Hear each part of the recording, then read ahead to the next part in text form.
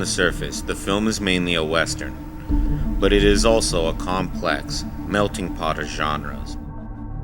It uses Western archetypes and action and combines them with elements of science fiction, horror, drama, and even some comedy. It is a man with no name style revenge tale that takes place within a dystopian desert background set against a post-apocalyptic future.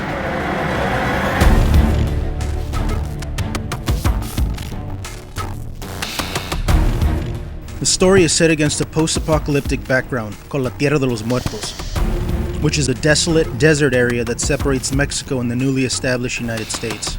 Though it's an arid, dry land covered in pockets of radiation and deadly sandstorms, this dystopian landscape has become a utopia for criminals and outlaws escaping zero-tolerance laws in the newly established United States and the grisly prisons in Mexico.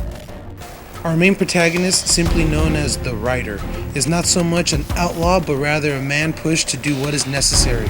When his daughter falls ill, out of necessity rather than choice, he is forced into a life of crime, directly causing him to become a wanted man in Mexico. It's while in prison that he meets our main antagonist, Gallo, and his group of outlaws, Manos, Topo, Güero, and Baboso. Gallo is arrogant and cruel, but at the same time extravagant, flashy, and charming.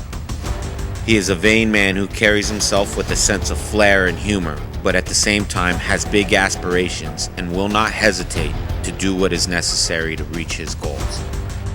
Manos is Gallo's right-hand man, his muscle. He is big, strong, but also calm, collected, and moves with purpose. Güero is tall, slender, and has an appreciation for theatrics. He runs a greaser-style roadhouse that sits at the edge of Gallo's growing empire and acts as a guard, keeping watch on Gallo's borders. Topo is a one-armed, bandito-looking wanderer.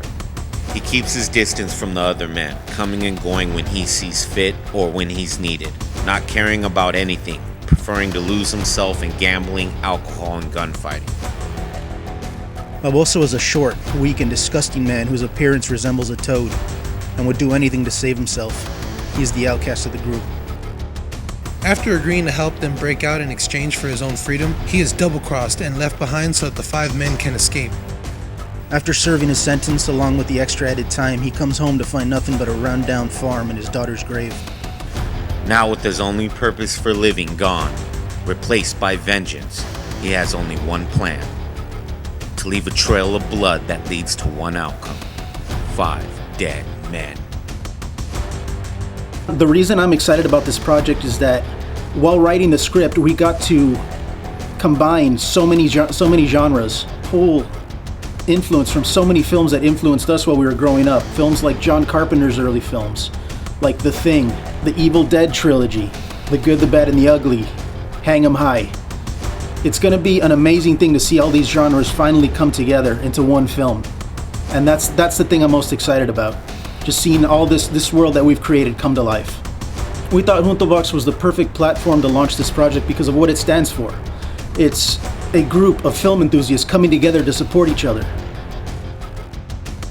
The reason why I'm really excited to be a part of this project is because, not to mention, first off and foremost, I'm a big fan of all these genres, sci-fi, western, comedy, and all that stuff.